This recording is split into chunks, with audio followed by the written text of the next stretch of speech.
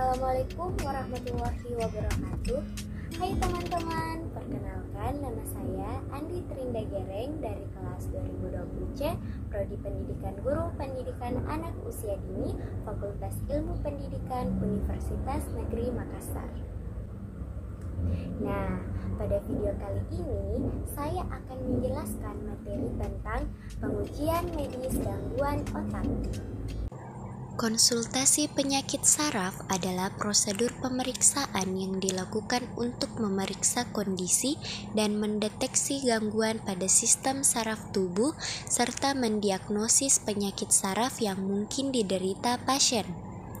Menurut Widyawinata, gangguan sistem saraf dan otak adalah kerusakan yang terjadi di otak atau saraf pendukung otak ataupun keduanya, sehingga memengaruhi fungsi saraf dan otak.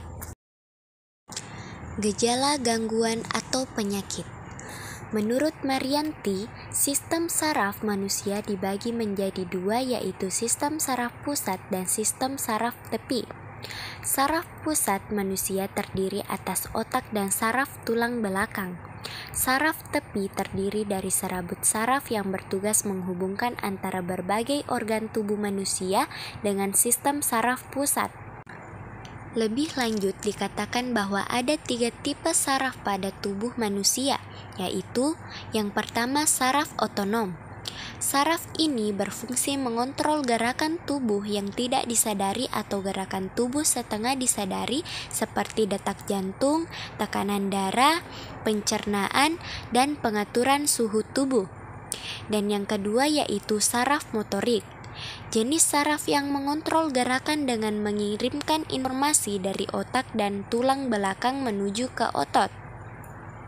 Dan yang terakhir yaitu saraf sensorik. Saraf ini akan mengirimkan informasi dari kulit dan otot kembali ke tulang belakang dan otak. Informasi ini diproses agar manusia merasakan sakit atau sensasi lainnya.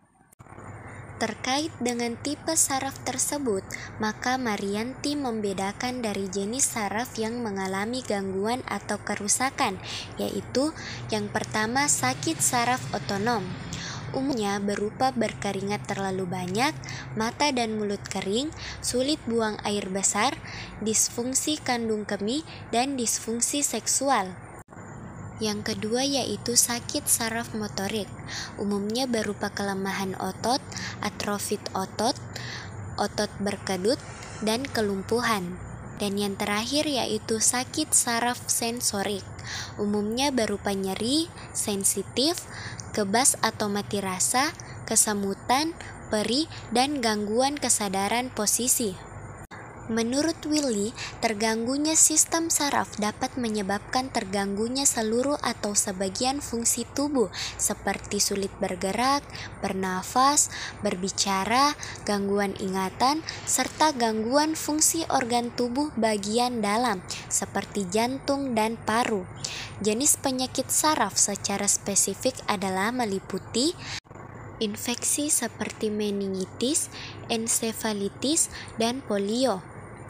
Gangguan pembuluh darah atau vaskular seperti stroke, TIA atau transient ischemic attack, dan pendarahan subarachnoid.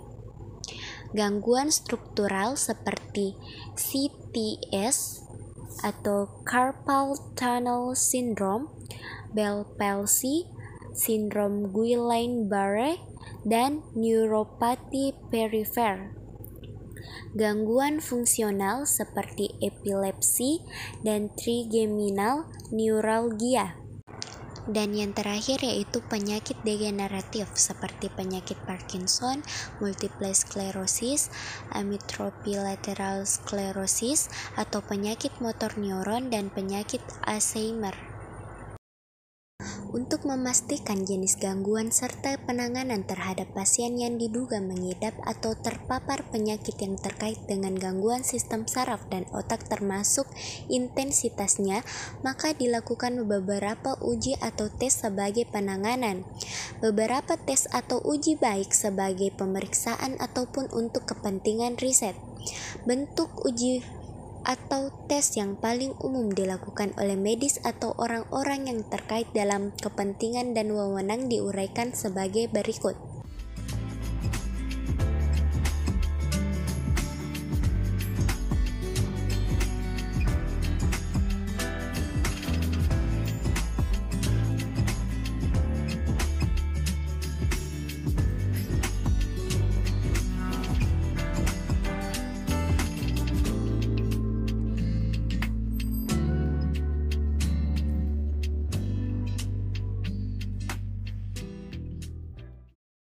Neurologi dan neurosurgeon.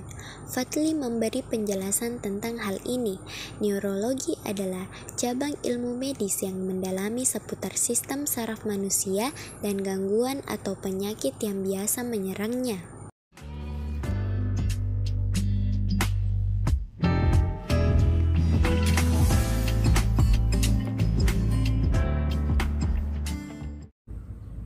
Pada tindakan bedah saraf, terdapat berbagai jenis teknik diagnosis atau teknik pengobatan yang dibagi menjadi beberapa kelompok, yaitu yang pertama, bedah saraf tumor. Ini merupakan prosedur bedah yang bertujuan untuk mendiagnosis dan mengobati tumor yang terdapat pada sistem saraf. Yang kedua, bedah saraf vaskular. Ini merupakan prosedur bedah saraf yang dapat mendiagnosis dan mengobati penyakit saraf akibat kelainan pembuluh darah pada otak. Yang ketiga, bedah saraf fungsional. Ini merupakan prosedur bedah saraf yang dapat mendiagnosis dan mengobati penyakit saraf akibat kelainan fungsi sistem saraf. Dan yang keempat, bedah saraf traumatik. Ini merupakan prosedur bedah saraf yang dapat mengobati penyakit saraf pada otak dan tulang belakang akibat cedera. Yang kelima yaitu bedah saraf pediatrik. Ini merupakan prosedur bedah saraf untuk menangani penyakit saraf pada bayi dan anak-anak. Dan yang keenam yaitu bedah saraf spinalis. Ini merupakan prosedur bedah saraf yang menangani penyakit yang terjadi pada tulang belakang. Nah, itulah tadi pemaparan materi dari saya mengenai pengujian medis gangguan otak. Semoga dapat memberi manfaat bagi teman-teman sekalian. Lebih dan kurangnya mohon dimaafkan. Wassalamualaikum warahmatullahi wabarakatuh.